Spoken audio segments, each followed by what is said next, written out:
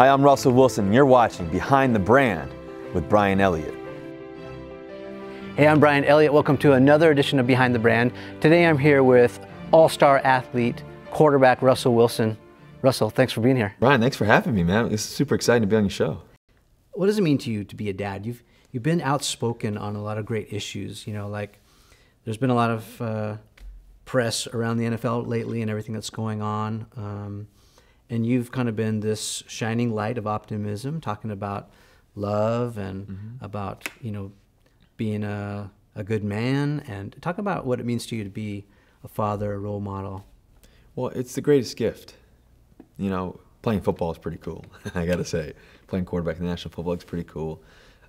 Being an entrepreneur is always cool, and doing business. But there's something that's more important than that, and that's being a dad.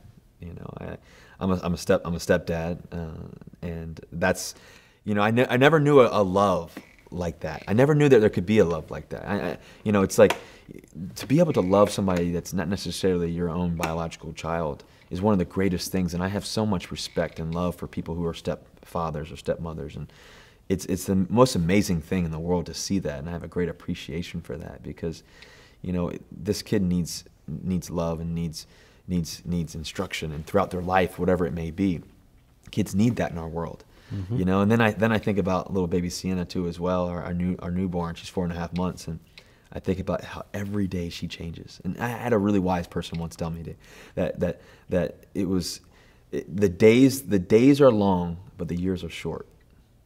The days are long, but the years are short. And when I think about that, every moment counts. From seeing baby Sienna in the new life, to seeing going home for the first time, to every time I get to come home after practice, to feeding her, to changing diapers, getting your hands dirty. Those moments are what's going to ultimately connect you and last. And that's what I pray for our world. That's what I pray for our society, is that we can love better. Because I want it to be great for my kids, but I also want it to be great for your kids. And I want it to be great for all of our kids. And I want to be able to, I want our world to be able to wake up every morning with a sense of peace and joy and laughter and love. And that's what I hope. And it's not easy. We're going through tough times, but I pray that's the way. And it starts one individual at a time. It starts one person at a time. As your kids get older, to the appropriate age where you can start talking about the future stuff like careers and, a path. I know a lot of people struggle with this too, even grown-ups like me. How do you, or what advice could you give to people who are trying to find their passion? Like they want to find this path to success. And a lot of people talk about passion and all this. How do you find that passion? How do you know what you're good at? Well, that's a great question. I think for me, it was a little bit easier for me because I was gifted with this, fortunate, incredible talent to throw a football and hit a baseball and run around and do all that. And that's not the case for everybody. But I do believe that there's things that bring us a sense of joy. There's something that we're passionate about, things that we love to look at, things that we love to study. Like, what do you love to observe? Who do you love to observe? What do you love to know? What do you love to read? And I think that's where you find your passions as you go throughout your life. And those experiences and those passions may come and go. It's okay. It's okay to have ebbs and flows of life. Sometimes things will take you a certain direction, and you needed that for that time period of your life to build you up for the next moment of your life. Yeah. Now, I think a lot of times, a lot of us, even myself, sometimes we can get discouraged by where something takes us. We're like, well, that wasn't supposed to be. That wasn't the plan.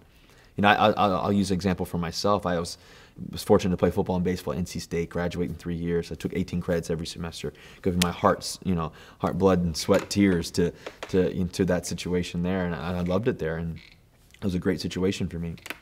And then I ended up having had to go transfer to a different school and go into University of Wisconsin, and I played professional baseball, and my coach told me to go somewhere else, and so I was like, okay, well, where am I going to go now? And it wasn't something that I wanted to do at the time. It wasn't something that I planned for, but God had moved me to a different time, a different place, a place that I never thought I would go, and it was one of the best moments of my life, and I'm grateful for both places. NC State, that time period of my life for those 3.5 years, was the best place for me because that's where my dad was. My dad was in Richmond, Virginia. I was in NC State. Like, it's a 2.5-hour drive, and he was on his deathbed.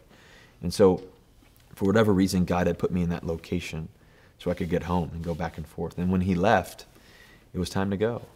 It was time to go.